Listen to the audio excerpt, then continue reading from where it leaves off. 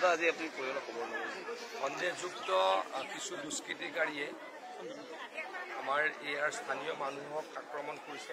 আমি কঠোৰ শাস্তিৰ ব্যৱস্থা নিশ্চয়কৈ কৰিম, কাৰণ এনেকৈ ঘৰত সোমাই আহি কাটা এইটো আমাৰ কালচাৰ নহয়, এইটো বাংলাদেশী কালচাৰ। এই কালচাৰৰ বিৰুদ্ধে আমি চিৰিয়াছলি কাম কৰিছোঁ। এতিয়ালৈকে 11জন ব্যক্তিক আমি এৰেষ্ট কৰাইছোঁ বা পুলিচে কৰিছে, আৰু কঠোৰ শাস্তি দিবলৈকে আমি যিমান কৰিব লাগে কৰিম। এনেকৈ অৰাজকতা অন্তত আমাৰ সমষ্টিত কৰিবলৈ কাকো দিয়া নহ'ব। অৰাজকতা কৰিছে, তাৰ বিৰুদ্ধে কঠোৰ ব্যৱস্থা ল'বলৈকে প্ৰশাসনক নিৰ্দেশ দিছোঁ, আহ্বান জনাইছোঁ। পৰৱৰ্তী সময়ত যাতে কোনো নকৰে তাৰ বাবে কঠোৰ নিৰ্দেশ দিছোঁ। মই আচলতে মইতো মোৰ সকলো মানুহখিনি সকলোৰে লগত মোৰ অত্যন্ত ভাল সম্পৰ্ক, নিকট সম্পৰ্কীয়। আগতে মোক কোনো কোৱা নাছিলে, আজিহে মই অলপ কথা গম পাইছোঁ। নিশ্চয়কৈ খুব চিৰিয়াছলি চাম। ইয়াত যাতে আমাৰ মানুহখিনিক কোনোৱে বিপদত পেলাব নোৱাৰে, কোনোৱে বেয়া ক'ব নোৱাৰে, বেয়া কৰিব নোৱাৰে, তাক কঠোৰভাৱে সতৰ্ক কৰিব দৃষ্টি ৰাখিম।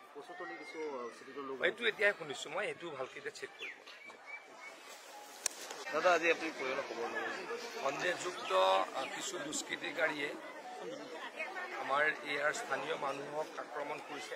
আমি কঠোৰ শাস্তিৰ ব্যৱস্থা নিশ্চয়কৈ কৰিম, কাৰণ এনেকৈ ঘৰত সোমাই আহি কাটা এইটো আমাৰ কালচাৰ নহয়, এইটো বাংলাদেশী কালচাৰ। এই কালচাৰৰ বিৰুদ্ধে আমি চিৰিয়াছলি কাম কৰিছোঁ। এতিয়ালৈকে 11জন ব্যক্তিক আমি এৰেষ্ট কৰাইছোঁ বা পুলিচে কৰিছে, আৰু কঠোৰ শাস্তি দিবলৈকে আমি যিমান কৰিব লাগে কৰিম। এনেকৈ অৰাজকতা অন্তত আমাৰ সমষ্টিত কৰিবলৈ কাকো দিয়া নহ'ব।